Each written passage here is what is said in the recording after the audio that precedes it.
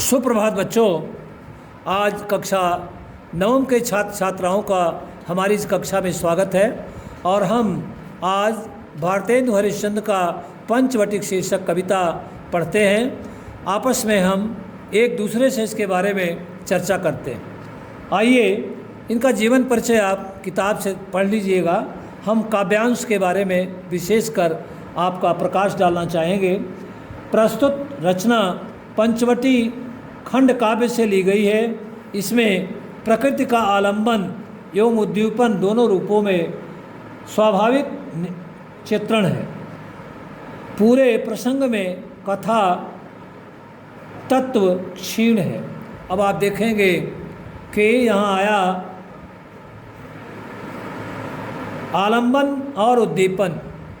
जिस कारण से कोई कार्य होता है वो उसका आलंबन है और उस भाव को बढ़ाने वाला जो दूसरा तत्व होता है वह उद्दीपन। जैसे जनकपुर में राम ने सीता को, सीता ने राम को देखा। दोनों के हृदय में एक दूसरे के प्रति प्रेम की भावना, रति की भावना अंकुरित होती।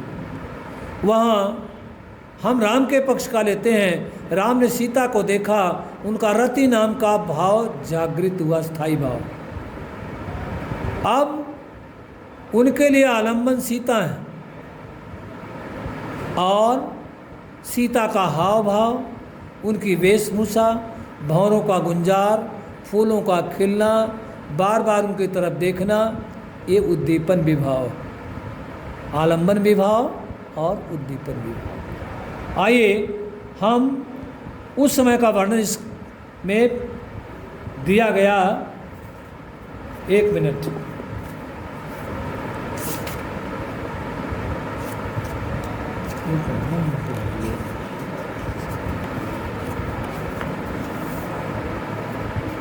हाँ बच्चों, ये भारतेंदु हरिश्चंद्र का प्रेम माधुरी में पढ़ना है। ये बाद वाला खुल गया था। तो हम इसमें देख रहे हैं कि इस प्रेम माधुरी शीर्षक कविता में भारतेंदु हरिश्चंद्र के द्वारा वर्षा का वर्णन किया गया, जहाँ गोपी उद्धव संवाद तथा श्री कृष्ण के वियोग में दुखी गोपियों की मनस्थिति का वर्णन किया गया। गोपियाँ उद्धव के ज्ञान की बातें नहीं सुनती वरन उनका उपहास करती। तो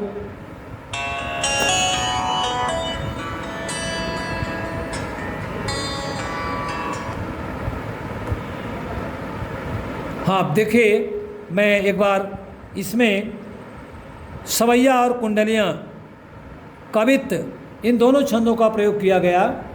तो यहाँ पर उद्धव से गोपियाँ किस तरह अपने वियोगावस्था का परिचय देती हैं और कृष्ण के प्रति अपने अनुराग को व्यक्त करती हैं।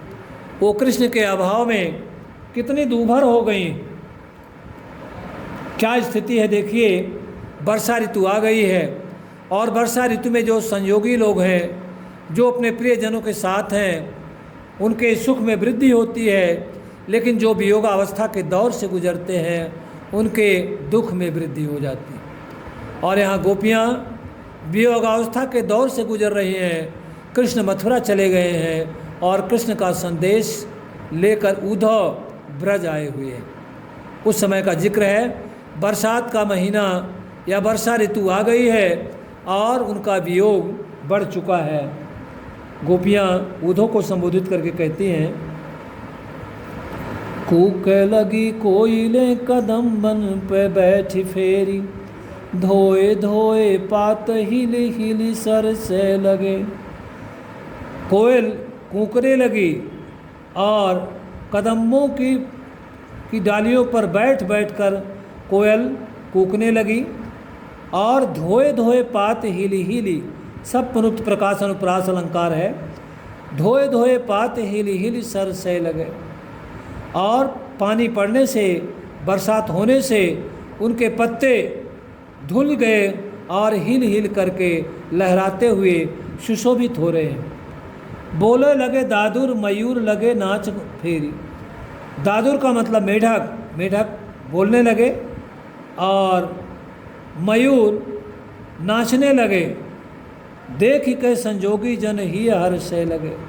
जो संजोगी पुरुष हैं वह मेढकों के टर्राने या मयूरों के नाचने, कोयल के बोलने और वनस्पतियों के लहराने का उनके संजोगावस्था पर सापेक्ष प्रभाव पड़ता है। देख के संजोगी जन ही हर्ष से लगे, उनके हृदय खुश होने लगे। हरी भई भूमि सारी पवन चलन लागी। वर्षा होने से वनस्पतियाँ हरी भरी हो गई, सारी पृथ्वी हरी भरी हो गई और पवन चलन लागी, हवा चलने लगी। लख हरिश्चंद्र फेरी प्राण तरसे लगे। ऐसी स्थिति देखकर हरिश्चंद्र जी कहते हैं, भारतेंदु हरिश्चंद्र, कि गोपियाँ उद्धव से कहती हैं कि उनके प्राण कृष्ण के अभाव में उन्हें पाने के लिए तरसने लगे। फेरी झूमी झूमी बरखा की ऋतु आई फेरी। दोबारा झूम झूम के वर्षा ऋतु आ गई। मतलब वह वर्षा ऋतु जो संजोगी जनों के सुख को बढ़ा रही है और वियोगी लोगों के दुख को बढ़ा रही है। बादर निगोरे झुक झुक बरसे लगे। कहते निगोड़े बादर झुक झुक के वर्षा करने लगे। भरपूर मात्रा में वर्षा होने लगी और ऐसे वर्षा काल में जो वियोगी हैं उन्हें अपने प्रियजनों की याद आने लगी और गोपियाँ वियोग के दौर से गुजर रही थी। अब अगले में देखिए, अगली कवित्त में, जिये पैजु होई अधिकार तो विचार कीजिए। उद्धव उनको निराकार ब्रह्म के ज्ञान में रमने के लिए कहते हैं और गोपियाँ कैसा लॉजिक, कैसा तर्क देती हैं कि उनका निराकार विषयक जो ज्ञान है ब्रह्म का, वो धरा का धरा रह जाता है। कहती गोपियाँ असमर्थता व्यक्त करती हैं, जिये पे जो होई अधिकार तो विचार कीजिए। और लोक लाज भलो बुरो भले निर्धारिये। कि अगर जिये पर, हमारे हृदय पर हमारा अधिकार होता तो हम आपकी बातों पर विचार करते। लोक लज्जा भला बुरा और जो उसमें था उसमें अच्छी चीज़ का निर्धारण करते। लेकिन गोपियाँ असमर्थ हैं। क्या कहती हैं? अरे नयन श्रवण कर पग सब पर बस भय। कहती हमारे नेत्र, हमारे कान, हाथ, पैर सब परबस हो गए, कृष्ण के बस में चले गए। उतय चली जात इन्हें कैसे के संहारिए। ये तो भगवान कृष्ण के साथ मथुरा चले गए, अब इन पर हमारा कोई अधिकार ही नहीं है। और जब इन पर हमारा अधिकार नहीं है तो हम कैसे इनसे आपके कथनानुसार, आपके निर्देशानुसार निराकार ब्रह्म विषय ज्ञान हम इनसे कैसे दे सकते हैं। हरिचंद अगली लाइन, हरिचंद भई सब भांति सो पराई हम। गोपियाँ उद्धव से कहते हैं, हे उद्धव, हम तो हर भांति हर तरह से पराई हो गई, हम पर खुद अपना अधिकार ही नहीं है। हमारा शरीर तो पूरी तरह कृष्ण के अधिकार में है। इन्हें ज्ञान कही कहो कैसे के निवारिये। ये निराकार ब्रह्म विषय जो ज्ञान है उनको बताकर हम इन्हें कैसे सचेष्ट कर सकते हैं, इन्हें कैसे हम इस ज्ञान से अवगत करा सकते हैं। अब अंतिम पंक्तियों में तर्क, अकाट्य तर्क देती हुई गोपियाँ कहती हैं, अरे मन में रहे जो ताई दीजिए बिसारी। जो मन में हो उसे तो भूला जा सकता है, भुलाया जा सकता है, पर उल्टा हो गया, मन आप बसे जामे ताई कैसे के बिसारिए। हे उद्धव, मन ही जिस कृष्ण में बसा है फिर वह उन्हें कैसे भूल सकता है। मन में कोई बसा हो तो चलो कोई बात नहीं, उसको मन से अलग कर देंगे, लेकिन मन अगर खुद उसी में बसा हो तो किसी भी हालत में मन को उससे अलग नहीं किया जा सकता। अब आगे देखिए, तीसरा आपका सवैया, यह संग में लागिए डोले सदा, बिन देखे न धीरज आनती हैं। छिनहु जो वियोग परे हरिचंद, तो चाल प्रलय की सुठानती है। बरनी ने थिरे झप झापे झपे, पल में न समाइयो जानती हैं। पिए प्यारे तिहारे निहारे बिना, अखियाँ दुखियाँ नहीं मानती हैं। देखिए, यह संगलय लागिए डोले सदा। अरे हमारी आंखें तो कृष्ण के साथ साथ डोलती रहती, हमारे पास रहती ही नहीं। बिन देखे न धीरज जान, भगवान कृष्ण को देखे बिना ये धैर्य नहीं धारण करती, हमेशा उन्हीं की तलाश में इधर से उधर भ्रमण करती रहती। छिनहु जो वियोग करे परे हरिचंद, सो चाल प्रलय की सुठानती है। क्षण भर का भी जो भगवान कृष्ण से इनका वियोग हो जाएगा तो ये प्रलय ला देती, अर्थात इन सावन भादों की भूमिका निभाती हैं। आंसुओं की धारा बह चलती है इनसे।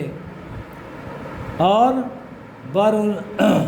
बारूनी में थिरे न झपें वो झपें, ये बरौनियों के बीच में स्थिर रहने वाली नहीं है। पल में न समाइयो जानती हैं, और पल भर भी एक बरौनियों के नीचे, पलकों के नीचे ये रहना नहीं चाहती बंद अवस्था में। पिए प्यारे तिहारे निहारे बिना, हे मेरे आराध्य कृष्ण, आपको देखे बिना आँखियाँ दुखियाँ नहीं मानती हैं। ये मानती ही नहीं, नियंत्रण इन पर हमारा रहा ही नहीं। जब तक ये भगवान कृष्ण का दर्शन नहीं कर लेंगी, इनको चैन नहीं आएगा। अब अगले सवैये में यहाँ एक सखी दूसरी सखी से कहती है कि पहले तो आप लोगों ने हमें कृष्ण से मिलवाया, उनसे परिचय करवाया, हमारे प्रेम अंकुर को पल्लवित और पुष्पित होने का मौका दिया, लेकिन आज जब कृष्ण दूर चले गए तो हमें समझाने चली आई, हमारे विरह की आग को बुझाने चली आई। पहले आग लगाया और बुझाने का उपाय कर रही हैं। देखिए सवैया, पहले बहु भांति भरोसो दियो, अब ही हम लाई मिलावती हैं। पहले तो बहुत भरोसा दिया और लाके कृष्ण से हमें मिलवाया। हरिचंद भरोसे रही उनके, सखियाँ जो हमारी कहावती हैं। हरिश्चंद्र जी कहते हैं, भारतेंदु हरिश्चंद्र, कि गोपियाँ उद्धव से कह रही हैं कि एक सखी जिनका परिचय गोपियों ने, सखियों ने भगवान कृष्ण से कराया था, और आज भगवान कृष्ण के बिना वह बहुत बेचैन है और अपने सखियों को उलाहना देती है कि पहले तो मिलाया और अब हमें आग, विरह की आग बुझाने के लिए बात कर रही हो। देखिए अगले दोनों पंक्तियों को।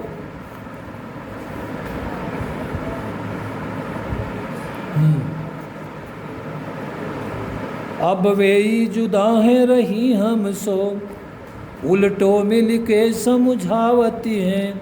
अब वही हमारी सखियाँ जिन्होंने भगवान कृष्ण से हमारा परिचय कराया, और अब वही हमको तरह तरह से समझा रही हैं। क्या समझा रही हैं? पहले तो लगाई के आग अरी, पहले तो प्रेम की आग लगाया, अब जल को अब आप ही धावती हैं, और पानी लाकर बुझाने की बात या उसे बुझाने के लिए दौड़ दौड़ कर पानी लाने का प्रयास कर रही हैं। ऊधो जू सूधो गहो या हमारग, ज्ञान की तेरे जहाँ गुदरी है। गोपियाँ ऊधो को उपदेश दे रही हैं। क्या कहती हैं? ऊधो जो सूधो गहो, हे ऊधो, आप सीधे उस रास्ते को पकड़ लो जहाँ आपकी ज्ञान की गुदड़ी छिपी हुई है, अर्थात जहाँ आपकी ज्ञान की गठरी पड़ी है, सीधा वही मार्ग पकड़ लीजिए। को नहीं सिख मानी है यहाँ पर आपकी शिक्षा निराकार ब्रह्म विषय ज्ञान कोई नहीं मानने वाला है। एक श्याम की प्रीति प्रतीति खरी है। कहते हैं भगवान कृष्ण के प्रति जो, श्याम के प्रति जो प्रीति है, प्रेम है, वही खरी है, उसमें कोई मिलावट नाम की चीज़ नहीं है। ये ब्रज बाला सब इकसी, हरिचंद जो मंडली ही बिगड़ी। कहते हैं ये सभी ब्रजबालाएँ सभी एक जैसी हैं।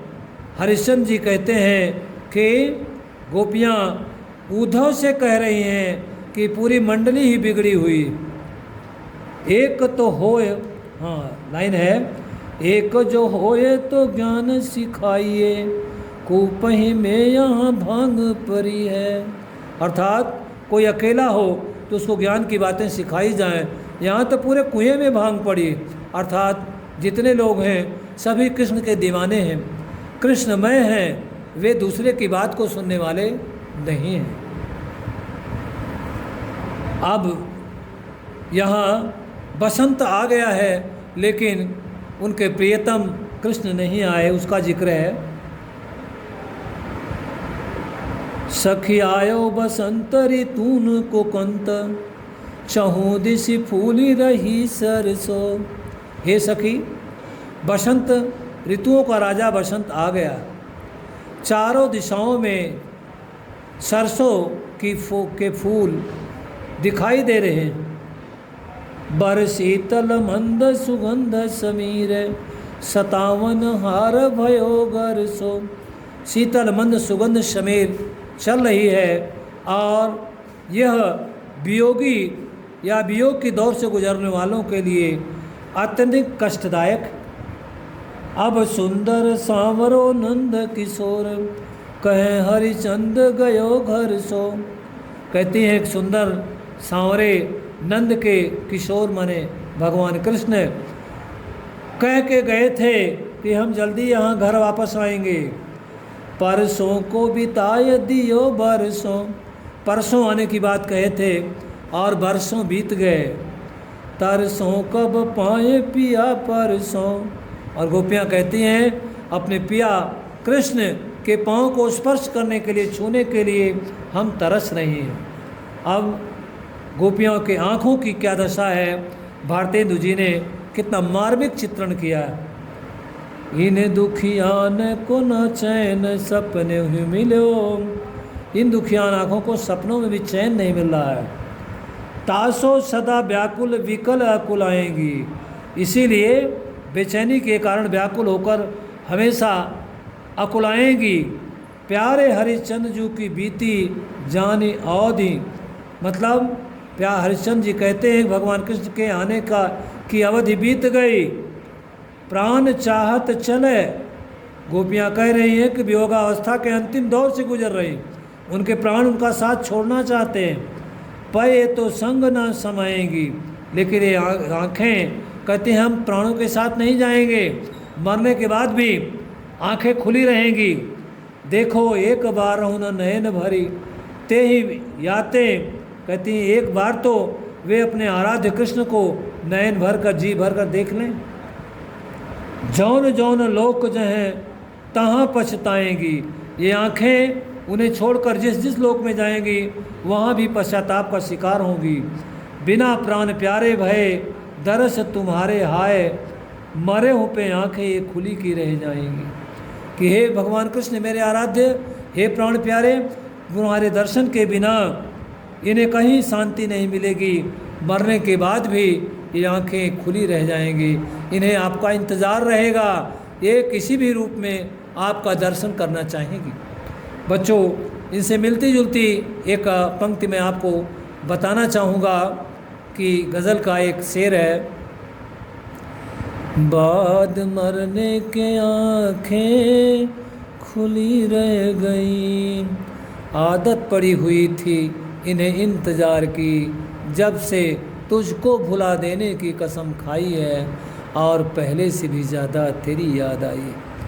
वियोगावस्था के दौर से गुजरने वाली गोपियाँ उद्धव को ऐसे ऐसे तर्क देती हैं कि उद्धव निरुत्तर हो जाते हैं और फिर वे अपने निराकार ब्रह्म विषय ज्ञान की बात या चर्चा भूल जाते हैं। देखिए अति लघु उत्तरीय प्रश्न में आप देख लीजिए, उस कवि का नाम बताइए जिसे खड़ी बोली गद्य का जनक कहा जाता। आप जानते हैं भारतेंदु हरिश्चंद्र। भारतेंदु हरिश्चंद्र की किन्हीं दो काव्य रचनाओं का नाम लिखिए।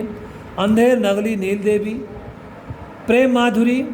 प्रेम माधुरी भारतीय हरिश्चंद्र का किस भाषा की रचना है, माने किस भाषा की रचना है? तो ये ब्रज भाषा की। इसमें भक्ति और दिव्य प्रेम की सराहना की गई। रीति काव्य का अनुसरण करते हुए भारतेंदु हरिश्चंद्र ने किस कृति का प्रणयन किया? सतरही श्रृंगार का। वर्षा के वर्णन में कवि ने किन बातों का उल्लेख किया है? वर्षा के वर्णन में कवि ने किन बातों का उल्लेख किया है? वर्षा ऋतु की कुछ अन्य बातों को बताइए जिनका कवि ने उल्लेख नहीं किया। तो यहाँ पर फिर मोर का नाचना, वनस्पतियों के पत्तों का धुल जाना, फिर बादलों का बार बार वर्षा करना, प्रिया से विहीन लोग प्रियजनों का याद करना, ये तो इसमें वर्णन किया गया। कुछ ऐसे हैं कि उस समय बहनती नदियाँ बहती हैं, बादल वर्षा करते हैं, और बहंती वर्षंती नदंती भांति नृत्यंती ध्यायंती समासंती नद्यो घना बत मत गजा मनांता प्रिया विहीना समासंती। ये उसी तरह का है। फिर आग लगा, हाँ, रीतिकाल का अनुसरण करते हुए हो गया। फिर आग लगाकर पानी के लिए दौड़ने का आशय स्पष्ट कीजिए। इसका आशय है गोपी जो विरह की आग में दग्ध है, वह अपनी सखी को दोषी ठहरा रही है कि इन्होंने भगवान कृष्ण से मेरा परिचय करवाया, प्रेम करवाया, और अब खुद ही मुझे उस विरह की आग को शांत करने का उपाय बता रहे हैं, पानी डाल रहे हैं। गोपियाँ उद्धव से ज्ञान का उपदेश ले जाने के लिए क्यों कह रही हैं? गोपियाँ उद्धव से ज्ञान का उपदेश ले जाने के लिए इसलिए कह रही है कि वहाँ ब्रज में उनके ज्ञान के उपदेश को धारण करने वाला कोई नहीं है, सभी परवश हैं, सभी कृष्णमय हैं। कुपई में यहाँ भांग पड़ी, कुएं में भांग पड़ी है, अर्थात ब्रज का कोई ऐसा व्यक्ति नहीं जो कृष्ण के अलावा किसी दूसरे को अपना आराध्य मान सके। ऋतुओं को कंत बसंत को कहा गया है। वियोगिनी की आंखें स्वप्न में क्या देखना चाहती है? उन्हें सदैव पश्चाताप भगवान कृष्ण को देखना चाहती है। बादल को निगोड़े क्यों कहा गया है?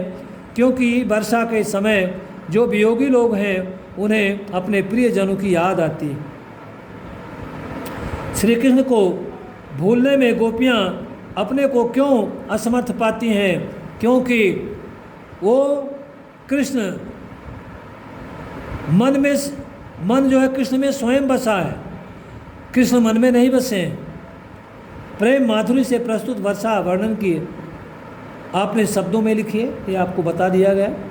बसंत ऋतु में गोपियाँ क्यों तरस रही हैं? मतलब कृष्ण जो मथुरा चले गए हैं उन्हें देखने, उन्हें पाने के लिए। कृष्ण के रूप में सौंदर्य को देखे बिना गोपी के नेत्रों की क्या दशा हो गई, अक्षय हो गई है। उनके नेत्र सावन भादो बन गए हैं और दिन रात उन्हें चैन नहीं आता, वे बेचैन और व्याकुल। बच्चों, इसी के साथ इस पाठ की समाप्ति होती है। फिर अगले पाठ के साथ हम अगली कक्षा मिलेंगे। तब तक के लिए धन्यवाद।